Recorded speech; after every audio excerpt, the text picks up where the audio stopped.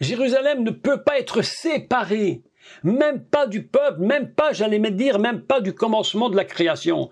Ce qu'on appelle Jérusalem, cette ville, cette grande ville du roi, cette grande ville de Dieu, cette ville de paix, c'est 444, comme le mot Mikdash, 444. C'est à la fois tout le Messie, c'est l'Éternel, c'est Dieu, c'est son esprit, c'est les 12 tribus d'Israël, c'est l'Église, c'est tout en même temps, et il dit, c'est moi qui suis au milieu de vous. Là, j'habiterai au milieu de vous. Le texte est absolument magnifique. Ils me feront, ve'asouli, ils me feront eux-mêmes une demeure. C'est-à-dire que c'est très important de comprendre l'idée générale. S'ils ne me la font pas, parce qu'ils ne veulent pas la faire, eh bien, je ne viendrai pas. Autrement dit, nous apprenons que si Dieu vient en nous, si Dieu est au milieu de nous, c'est parce que nous permettons qu'il vienne. Si nous ne lui laissons pas la possibilité de venir et de bâtir sa maison, le Seigneur ne vient pas. Et c'est pourquoi j'aime ce petit vav où il dit « ve'asouli » et « ils me feront ». Il n'a pas dit « ils feront des offrandes » et puis point à la ligne. Et moi je me débrouille. Dieu dit « non, non, ils font des offrandes de bon cœur et avec ça, ils me feront ». C'est-à-dire que nous sommes responsables et le peuple d'Israël est responsable de la construction du tabernacle, de même qu'ils seront responsables de la construction plus tard du temple. Ce texte-là est très, très, très, très important. Je voudrais continuer la lecture et vous allez voir qu'il y a quelque chose de très étrange qui se produit. On se trouve dans un récit où on parle de la même chose, mais de deux façons différentes. On va utiliser deux mots différents pour dire la même chose. Et je lis le texte. Ils me feront un Mikdash et j'habiterai au milieu d'eux. Vous ferez le Mishkan, le tabernacle. On a donc deux mots. On a un mot qui est Mikdash, en français, un sanctuaire, un lieu à part, et un lieu qui va s'appeler Mishkan, le tabernacle. Mais tenez-vous bien que le mot Mishkan, il est construit sur la racine, la même racine que le mot Charanti. Mishkan, c'est Charanti, c'est-à-dire une demeure, c'est-à-dire un lieu d'habitation. On a donc ici deux mots différents où Dieu dit « Je suis dans un sanctuaire et ce que vous faites, ce que vous allez faire, c'est en réalité le Mishkan, c'est la même racine. » Et voilà que j'ai fait une recherche et je me suis dit « Mais ce mot Mishkan, quel est le poids du mot? Mathématiquement, quel est son poids? Eh bien, son poids est de 410. 410. Même Shin, Kaf, Nun. 410. Et le mot Mishkan, écoutez bien, il a un parallèle absolument extraordinaire avec deux mots hébreux côte à côte. Vous savez ce qui vaut 410? Ben Mashiach, le fils Messie. Le fils est le Messie. Nous apprenons donc que le tabernacle, le sanctuaire, c'est le fils, le Messie. C'est absolument extraordinaire. Encore un mot très intéressant qui vaut 410. C'est le mot Shema. Shin, Mem, Ain. Que tout le monde connaît. Si vous vous rappelez bien Shema, c'est ce qu'on pourrait appeler le credo des Juifs. Shema Israël Adonai Eloheinu Adonai Echad. Écoute Israël. Valeur de écouter, 410. Qu'est-ce que ça veut dire? Ça veut dire que le tabernacle, c'est un lieu où tu vas écouter qui? Le Ben Mashiach, le fils du Messie. Avouez quand même, si ça c'est pas formidable. Ah, alors on comprend quelque chose. Que lorsque Yeshua va parler, il va dire, nul, c'est-à-dire tout le peuple d'Israël auquel il parle, nul, tout le monde ne vient au Père que par Ben Mashiach, que par moi. Voilà que nous apprenons qu'en fait, ce tabernacle qui est mis dans le cœur même du peuple d'Israël, c'est le Messie lui-même, le Fils Mashiach. Et c'est celui qui dit, écoute, Shema signifie écouter, Shema signifie obéir, mais ça signifie encore autre chose. Shema signifie comprendre. Lorsque tu vas aller au lieu du rendez-vous divin, tu vas écouter, tu vas comprendre, je l'espère, et puis tu vas obéir. C'est les trois grands points sur lesquels Yeshua a bâti toute son entrée dans le monde. Qu'est-ce qu'il a dit? Qu'a-t-il dit? Il a dit, je suis venu, mais écoutez le texte, mais c'est pas extraordinaire.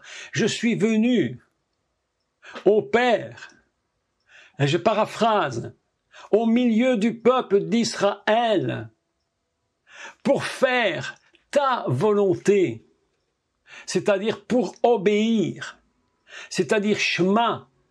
Et le Mashiach était toujours dans la présence du Père et il entendait, il comprenait et il obéissait. Autrement dit, ce qui est absolument fantastique, c'est que la parole de Dieu nous enseigne que la gloire du deuxième temple sera plus grande que celle du premier. Mais pourtant, si on regarde la bâtisse elle-même, le premier était encore beaucoup plus beau que le deuxième. Mais voilà que le deuxième est encore plus puissant que le premier. Pourquoi? Mais parce qu'il y a quelque chose qui s'est produit. C'est que le Ben Mashiach est venu en personne. Et c'est pourquoi, lorsqu'il rentre à Jérusalem, Yeshua se met en colère et il dit, vous avez fait de la maison de mon père, vous avez fait de cette maison une caverne de voleurs et de brigands. Et nous constatons qu'en fait, lorsque le Messie vient sur terre, c'est en réalité le tabernacle vivant. Autrefois, il était matériel, maintenant il est devenu vivant. C'est pourquoi la valeur de Mishkan 410, c'est à la fois Kadosh, sainteté. 410, c'est Kadosh. 410, qui vient de, et qui va produire Mishkan, le sanctuaire.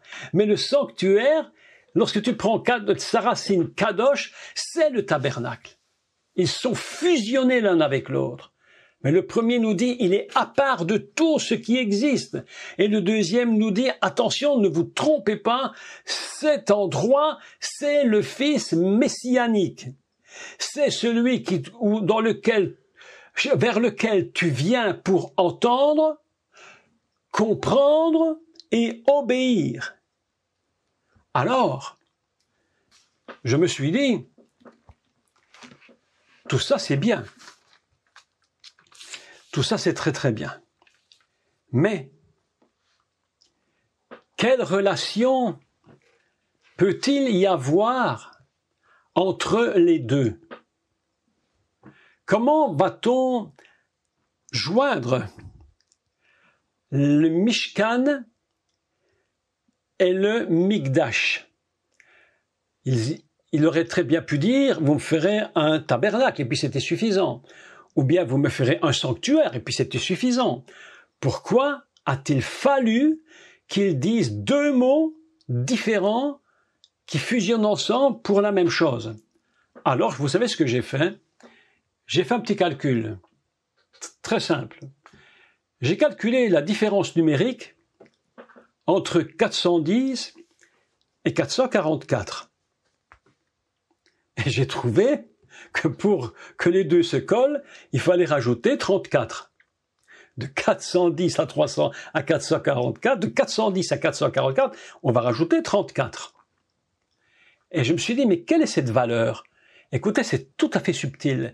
Quelle est cette valeur qui va être introduite entre les deux pour que ça devienne 444? Il y a un sanctuaire, il y a un tabernacle, les deux sont fusionnés, mais comment vont-ils se fusionner? Quelle est cette valeur de 34? Eh bien, une valeur de 34, la première chose que nous apprenons, c'est un mot hébreu qui est belev.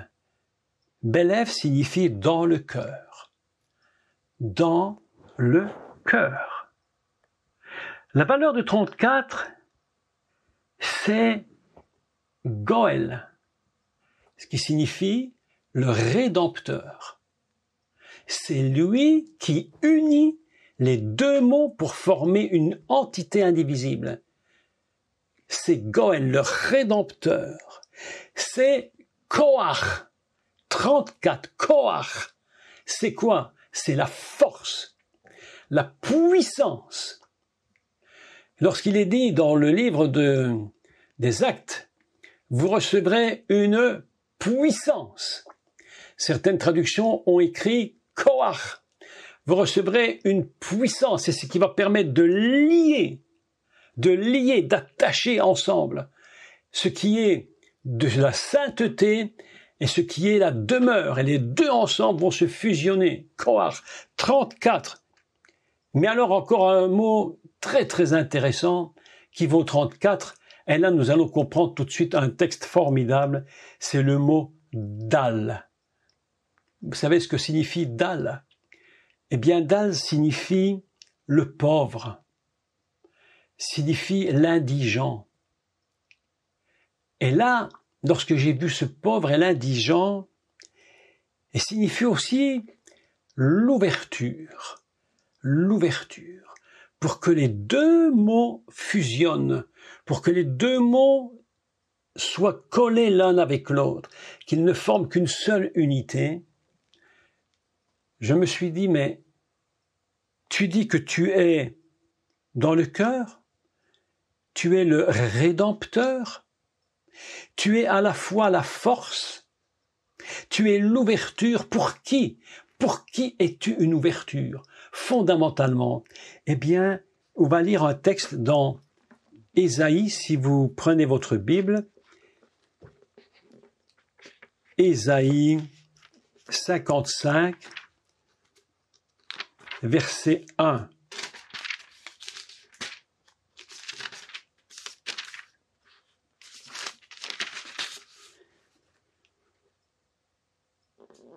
Je crois que c'est 55, 1.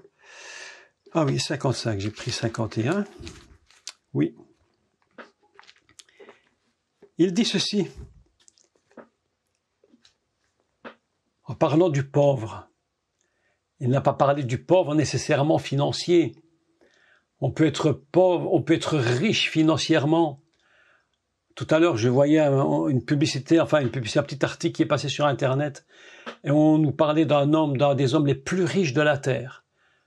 Un milliardaire dont il ne sait même plus compter sa fortune. Et il nous expliquait que cet homme était vraiment un homme très, très malheureux. Un homme pauvre. Je me suis dit, mais à quoi sert? En finalité, à quoi sert le Mikdash? À quoi sert le Mishkan? À quoi ça sert? Pourquoi il faut coller ces deux choses ensemble?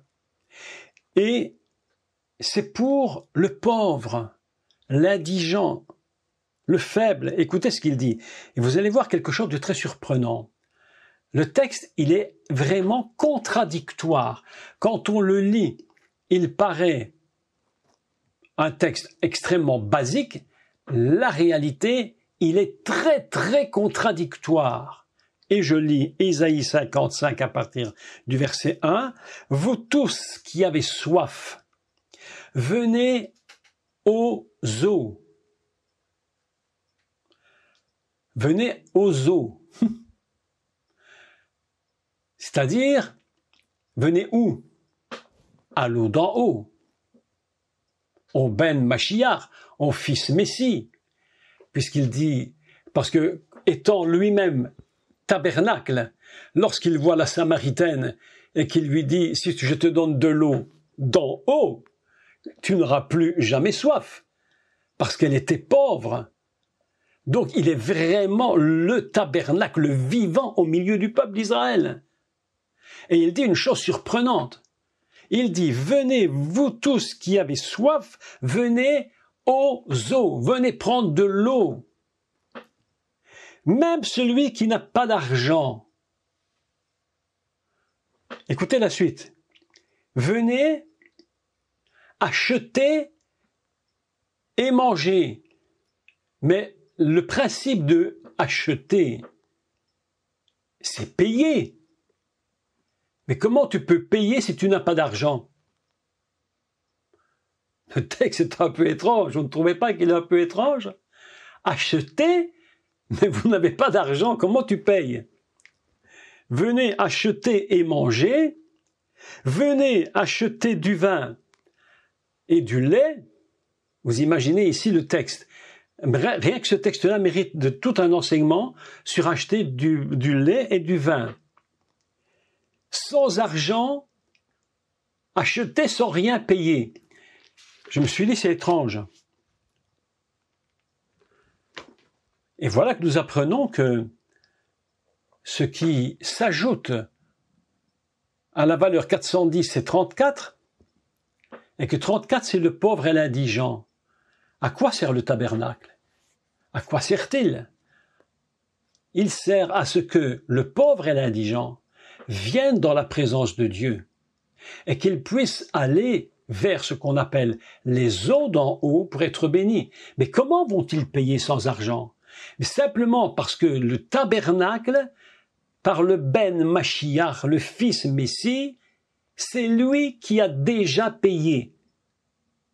Donc, comme nous avons le Messie, que nous l'avons reçu, celui qui reçoit le Messie, le prix est payé. Tu peux acheter et tu peux prendre ce qu'il te plaît, tu peux prendre du vin, tu peux prendre il dit du vin et du lait, sans argent, ce n'est pas un problème, viens, c'est déjà payé. C'est ça que nous révèle le tabernacle. Rien que le mot Mishkan et le mot Mikdash, rien que ces deux simples mots nous révèlent tout le plan divin de tout le salut de l'humanité. Seulement deux mots. Rien que ces deux mots, s'il n'avait rien dit d'autre, en décodant ces deux mots dans leur valeur, on comprend immédiatement qu'il s'agit, Dieu veut habiter parmi vous, et c'est pourquoi le tabernacle est vraiment, j'allais dire, du provisoire, mais complètement divin. Et puis, on va passer du tabernacle qui va rester pendant de très longs, je dirais plusieurs siècles, juste même en Israël. Et puis, ils vont bâtir quelque chose de plus grand qui sera le temple. Mais même le temple de Jérusalem, c'est encore du semi-provisoire. Vous comprenez l'idée? On a un provisoire pour les 40 ans de désert et pour une partie sur la terre d'Israël, puis le temple va être construit, c'est un semi-provisoire, pour terminer comment? Mais pour terminer dans le ciel avec une Jérusalem totalement céleste qui a une dimension inimaginable et où il n'y a même plus de temple parce que Dieu et l'agneau sont le tabernacle. Ils sont le temple eux-mêmes. Il y a des mystères qui sont très très compliqués à comprendre, très difficiles à comprendre. Et voilà que nous apprenons que le ciel, c'est un lieu où le Messie et Dieu lui-même, le Créateur, est son propre temple. Vous imaginez ce que cela implique pour nous. Lorsque Paul dit, et je pense qu'on n'a pas trop bien saisi la hauteur de la parole de Paul, lorsqu'il dit « vous êtes », le temple du Saint-Esprit. Vous l'êtes. Si nous avons cette compréhension, après avoir entendu ce qui était dit, alors en tant que temple vivant, il faut obéir. C'est pourquoi nous avons cette idée absolument importante que nous devons absolument être, je vais dire, à l'écoute, constamment à l'écoute, c'est-à-dire Shema Israël. Pourquoi Dieu lui dit Shema Israël? Pourquoi il lui dit ça? Parce qu'il est en train de lui dire, ici se trouve ma présence, ici se trouve le Messie. La notion messianique, dans la Torah, dans la Bible, en Israël même, ce n'est pas quelque chose qui est apparu lorsque Yeshua est né sur la terre, lorsqu'il est apparu en tant qu'enfant. La notion messianique est une notion éternelle. On ne peut jamais séparer la divinité avec l'humanité du Messie. J'en ai parlé ce week-end et je l'ai répété et répété encore et encore. On ne peut jamais séparer le divin de l'humanité du Messie. C'est pourquoi il nous faut entendre, il nous faut comprendre et il faut obéir. Vous êtes le temple du Saint-Esprit. Vous avez remarqué que ce que Dieu veut, c'est toujours être placé au centre. Nous avons dans le Gan Eden, l'arbre de la vie, il est où? Il est au centre du jardin. Lorsque nous avons le tabernacle, il est au centre du peuple. Je veux habiter au milieu, Bethorem, au milieu d'eux, à l'intérieur d'eux. Lorsque nous allons à Jérusalem, en Israël, le temple se trouve dans le cœur même. D'ailleurs, il est écrit « Parlez au cœur de Jérusalem ». Et alors, ce que nous voyons dans Apocalypse, de nouveau, nous allons lire juste un court verset.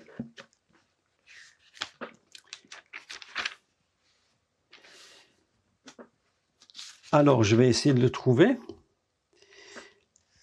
Voilà, c'est au chapitre 1 et au verset 13.